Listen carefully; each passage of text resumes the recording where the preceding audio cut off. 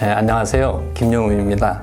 지난 시간에 1표 2서의 국가론이 오늘날의 복지국가론과 유사하다고 말씀드렸는데요. 그것이 어떻게 해서 오늘날의 복지국가론과 연결되는지, 그리고 그러한 정약용의 국가론은 어떻게 계승 발전되었는지에 대해서 간단히 살펴보고자 합니다.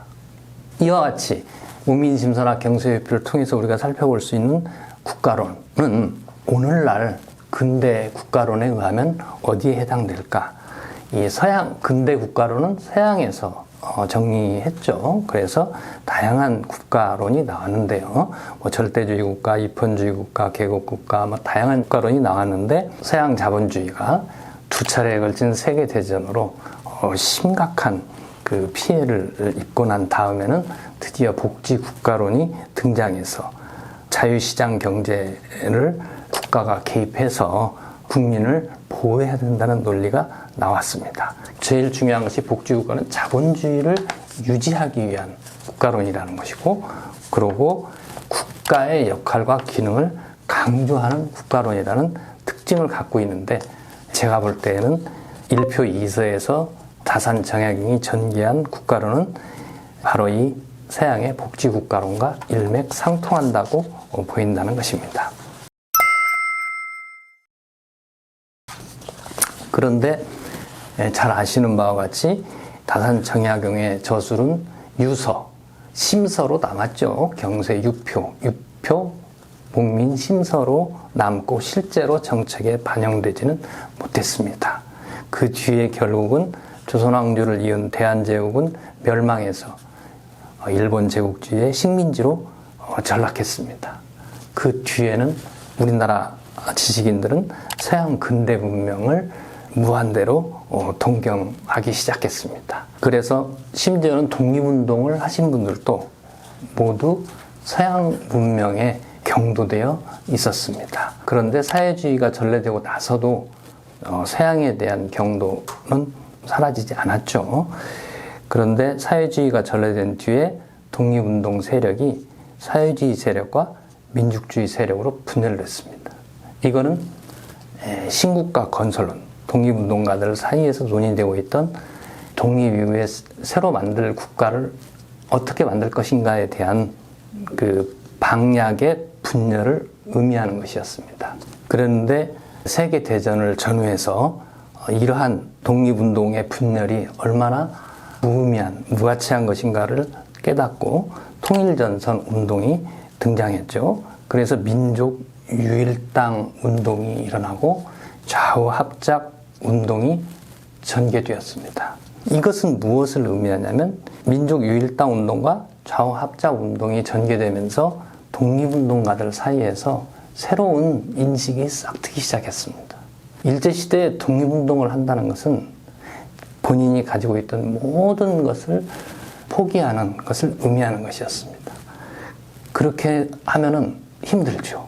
힘든데 그렇기 때문에 인식이 투명해집니다.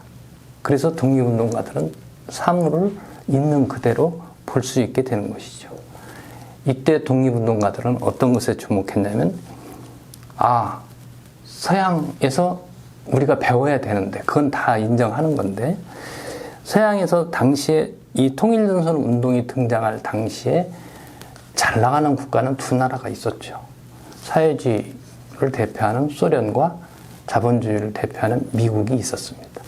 그런데 세계대전을 거치면서 독립운동가들의 눈에도 서양을 대표하는 두 국가가 우리가 그대로 따라갈 수 있는 국가는 아니라는 인식이 싹튼 것입니다. 이것이 통일전선 운동이 신국가 건설론에 미친 영향이었습니다. 그렇다면 소련식 사회주의도 아니고 미국식 자본주의도 문제가 많다면 우리는 독립한 뒤에 어떤 국가를 만들 것인가? 그래서 일어난 학문적 운동이 조선학 운동이었습니다.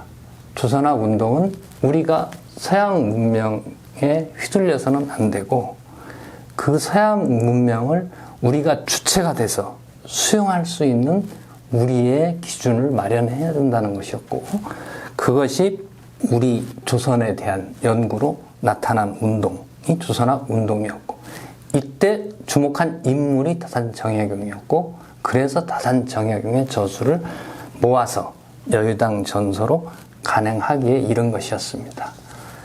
그래가지고 해방이 된 뒤에 이 민족유일당 운동과 좌우합작 운동을 계승하는 세력이 조선 주민들의 다수의 지지를 받았습니다. 잘 아시는 바와 같이 미 군정청에서 여론조사를 했을 때 70%가 사회주의라고 했는데, 그렇게 여론조사가 나왔다고 했는데, 정확하게 말하면 사회주의라기보다는 자본주의 국가를 무조건 추종해서는 안 된다라고 보는 것이 저는 맞다고 생각합니다. 그것이 독립운동가와 대중이 함께 공유했던 우리의 신국가 건설 방향이었습니다. 그런데 이것이 분단되고 한국 전쟁이 일어나고 냉전 체제가 지속되면서 외세에 의해서 부정당했다는 것이죠. 특히 한국 전쟁은 남한과 북한 모두에서 서구 사상의 지배력을 강화시키는 결과를 낳았습니다. 이후에 남한에서는 미국식 자본주의 체제를 이식해서 20세기에 한국 자본주의는 발전해가지고 드디어 세계 10대 경제 강국으로 도약했습니다.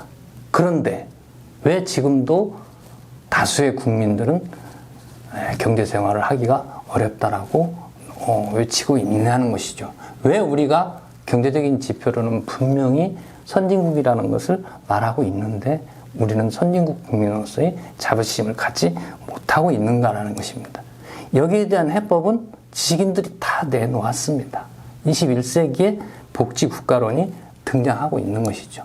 그런데 그러한 논의를 하는 사람들조차도 그 복지국가론의 원형을 서양의 북유럽의 국가들, 스웨덴, 노르웨이, 핀란드, 덴마크 등에 있다라고 주장을 하는 것만 알 뿐, 우리가 말하자면 역사적 전통으로서 그러한 국가를 지향하고 있었다는 것에 대해서는 아직 인식이 미치지 못하고 있습니다. 여기에 21세기에도 다산정약용의 국가론에 주목하는 이유가 있을 수 있는 것 같습니다. 21세기에는 문명이 전환되고 있다는 것은 모든 학자들이 인정하고 있습니다. 이런 전환기에 우리가 어떤 국가를 만들어야 할 것인가? 그것은 독립운동가들이 주목했던 조선학 운동의 전통을 계승한 오래된 미래를 복원하는 것이다 라고 저는 보고 있고요. 그것을 우리는 정약용을 통해서 그 전범을 마련할 수 있다고 생각합니다. 오랜 시간 저의 강의에 경청해 주셔서 감사합니다. 이상 마치겠습니다.